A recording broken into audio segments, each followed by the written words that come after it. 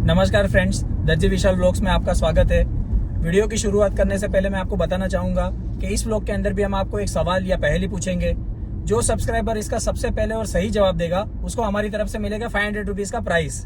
इसका विनर हम हमारे नेक्स्ट वीडियो के एंडिंग में अनाउंस करेंगे। तो इस क्वेश्चन या इस पहेली का आंसर ज्यादा से ज्यादा आप मुझे यूट्यूब पे कमेंट करें या इंस्टा पे डीएम करें।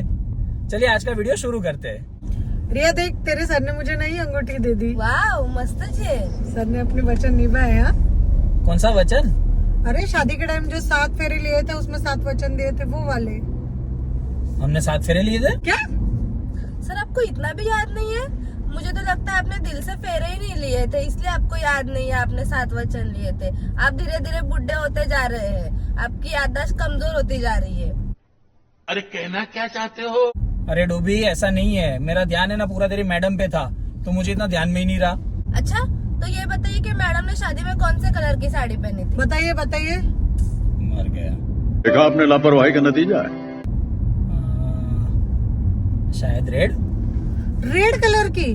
मैंने तो रेड कलर की साड़ी नहीं, मैंने तो मरून कलर की साड़ी पहनी थी। इतना भी याद नहीं है। सर तो मैडम समझ के आपने किसको देख लिया था शादी में? डोबी, तो आग लगाने का काम मत कर। तेरी शादी होने दे फिर मैं देखता हूँ। कुछ नहीं है। जब इसकी शादी होगी ना, मैं उसके हस्बैंड को बोल दूंगी कि भाई इन पे ध्यान मत दो, ये तो ऐसे ही बड़बड़ करते हैं। हाँ, मैं भी बता दूंगी कि सर को फेंकने की बहुत पहले से आदत है, वो बहुत बड़ी बड़ी फेंकते हैं। ये मैं बर्दाश्त नहीं कर सकता। मैं तुम दोनों पे मानहानि का केस करूंगा, वो भी 50-50 लाख का। सर 50-50 लाख तो नहीं दे सकते, 50-50 लाख जरूर दे सकते हैं। रुक, तेरी शादी होने दे, फिर तेरे हस्बैंड को तेरी चुगली लगाऊंगा। देख सर मेरी शादी का तो आप छोड़ ही दीजिए, क्योंकि पिछले वीडियो में मैंने जो एक्सपेक्टेशंस बताई है ना, मुझे नहीं लगता उससे कोई मुझे शादी करेगा। अरे डोंट वरी, टेंशन ना ले, तेरे लिए भी राजकुमार आएगा यार। हाँ, इसके लिए राजकुमार आएगा खच्चर पे बैठ के। सर मेरी शादी का टॉपिक छोड़ दीजिए, आप अपना झगड़ा कंटिन्यू कीजिए। पाप लगेगा तुझे, पाप। पापन। मैंने क्या पाप किया? मैं तो अच्छा काम कर रही हूँ। ये अच्छा काम कर रही है हाँ, तू। तो मैं आपकी याददाश्त तेज करा रही हूँ, इससे आपकी याददाश्त तेज हो जाएगी, आपको सब याद रहने लगेगा। मुझे सब याद रहता है। कुछ याद नहीं रहता। गजब बेइज्जती है। सर अभी ये झगड़ा वगड़ा करके क्या दिमाग खराब करना है? इससे अच्छा मैं आपको एक क्वेश्चन पूछती हूँ, उसका आंसर देने में अपना दिमाग खराब कीजिए आप। अब ये सवाल पूछ के और दिमाग खराब करेगी। तो सर पूछू क्वेश्चन? हाँ पूछ। ठीक है, तो क्वेश्चन ऐसा है कि एक लड़का गधे पे बैठ के कॉलेज जाता है, हाँ और वो लास्ट ईयर में होता है। हाँ। तो वो उस टाइम फेल हो जाता है। ठीक तो है। वो नेक्स्ट ईयर वापस एग्जाम देता है। ठीक तो है। उस टाइम वो कॉलेज चल के जाता है, ऐसा क्यों? पहली बात तो एक गधा दूसरे गधे पे बैठ के जा रहा है, और दूसरा ये है कि गधा भी कंटाल गया होगा कि ये गधे के साथ जा जाके फायदा ही क्या हुआ, ये तो गधा फेल ही हुआ। इस वजह से शायद बेचारों की दोस्ती टूट गई होगी। क्या बोलती है रिया? ऐसा भी नहीं है। सर मैंने बोला था नहीं, ऊट पटांगे पूछेगी करके देखो। हाँ ऐसा, लेकिन गधे को भी बेचारे को शर्म आ रही होगी कि अभी ये फेल हो गया तो इसकी तो इज्जत नहीं है, मेरी तो कम से कम है ना, इसलिए शायद नहीं आया होगा उसके साथ में। नहीं सच बात है। ऐसा भी नहीं है। ना। तो फिर एक ही चीज हो सकती है रिया इसमें। क्या? जैसा ये तेरा सवाल गधे जैसा है तो मेरा जवाब भी गधे जैसा हो सकता सर है। उनको एक गर्लफ्रेंड मिल गई होगी तो कॉमन वाली। नहीं। लेकिन मैडम एक तो एक्चुअल में गधा है ना उसके अंदर। तो ये तो पॉसिबल है नहीं। मुझे ऐसा लग रहा है कि गधा उसके साथ जाते जाते गधे ने ही एग्जाम दे दी और गधा पास हो गया, इसलिए ये गधा अकेला रह गया। क्या बोलती है रिया, ऐसा ही हुआ है क्या? ऐसा ही आंसर है। क्या?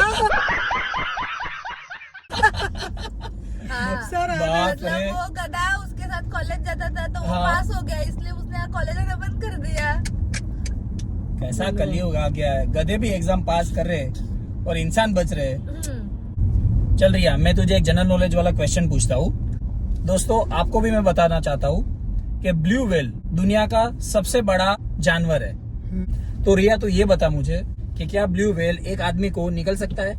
हाँ, निगल भी सकता है। कैसे? कैसे मतलब? सबसे बड़ा जानवर है वो, तो इंसान तो इतना छोटा रहता है, तो निगल तो सकता है ना। हाँ, शार्क तो उससे छोटी होती है, तो शार्क निकल जाती है हाँ। पूरे के पूरे इंसान को, तो ये नहीं निकलेगी। दोस्तों ब्लू व्हेल के बारे में 3 चीजें बताता हूँ मैं आपको। एक तो ब्लू व्हेल का वजन होता है तकरीबन 190 टन। दूसरा, ब्लू व्हेल के दिल का आकार होता है एक कार जितना बड़ा। हाँ, और तीसरा, ब्लू व्हेल की जीभ का वजन एक हाथी के बराबर होता है। बाप रे। पूरे तो ये 3 एक चीजें हाथी। थी। हाँ, इतना ब्लू होके भी व्हेल वो इंसान को नहीं निगल सकता। नहीं। दो इसका आंसर, हाँ, क्योंकि ब्लू व्हेल का गला सकड़ा होता है और उसका गले का आकार सिर्फ एक फुटबॉल जितना होता है, मतलब तकरीबन 10 से 12 इंच का, बस। इस वजह से वो इंसान को नहीं निकल सकती, क्योंकि वो छोटे छोटे स्पीसीज खाती है समंदर के अंदर। अपने लिए तो सेफ्टी ही है। तो क्या फायदा इतना बड़ा जानवर होने का? उसमें फायदा नहीं है, वो बड़ा जानवर है, उसने इंसान खाने के लिए जन्म थोड़ा लिया है।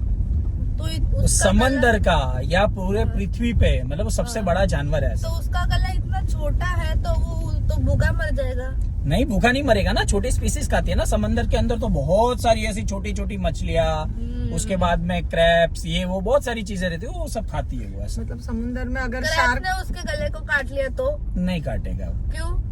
नहीं, वो पता नहीं मुझे अभी, वो कहाँ पे trade होगी। मतलब? वो मुझे कहाँ पता है। मतलब समुद्र में अगर कोई डूब गया तो शार्क आएगा तो भागो भागो, और वेल आएगी तो लिपटो लिपटो। तो दोस्तों, आज की पहेली है, बिना पंखों के उड़ता हूँ, बिना पैरों के दौड़ता हूँ, आग मेरा साथी है पर जलना मेरी फितरत नहीं, बताओ मैं कौन?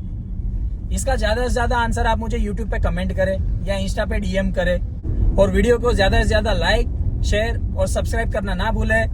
Thanks for watching.